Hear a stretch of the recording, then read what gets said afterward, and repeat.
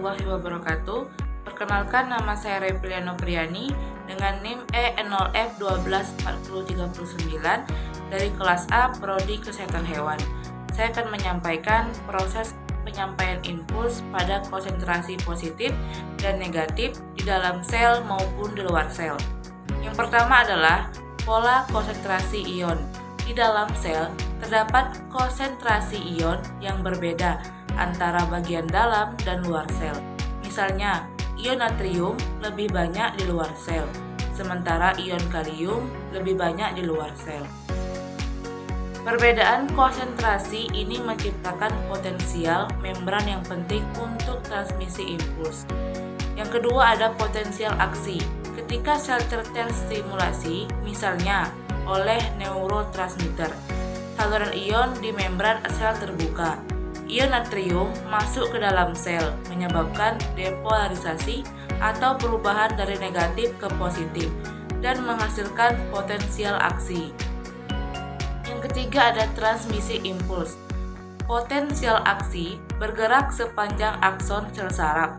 Ini terjadi melalui proses depolarisasi dan repolarisasi yang berulang di segmen-segmen akson.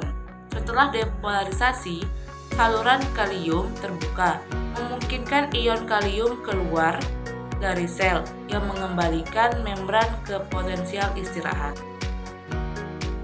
Yang keempat adalah sinyal di antara sel. Di sinapsis, impuls saraf memicu pelepasan neurotransmitter dari vesikel ke celah sinaptik. Neurotransmitter kemudian berkaitan dengan reseptor pada sel penerima, yang dapat memicu depolarisasi atau hiperpolarisasi, tergantung pada jenis neurotransmitter.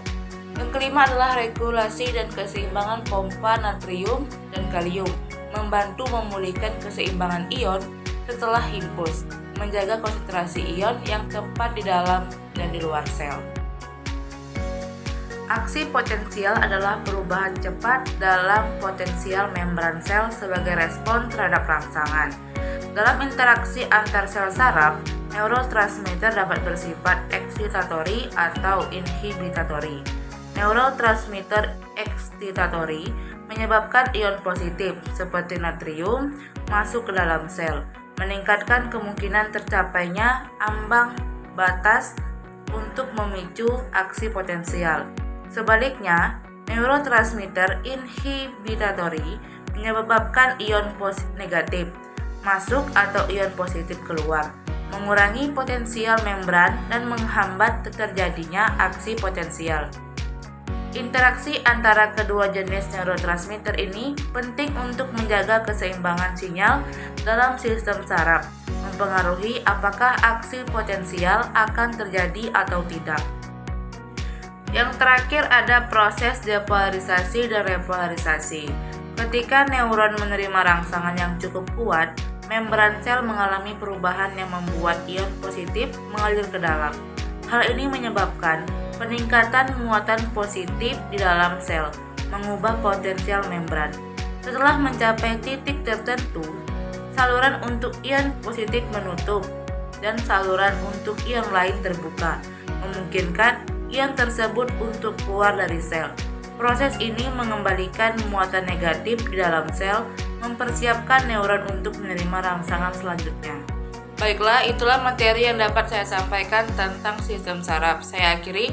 Wassalamualaikum warahmatullahi wabarakatuh.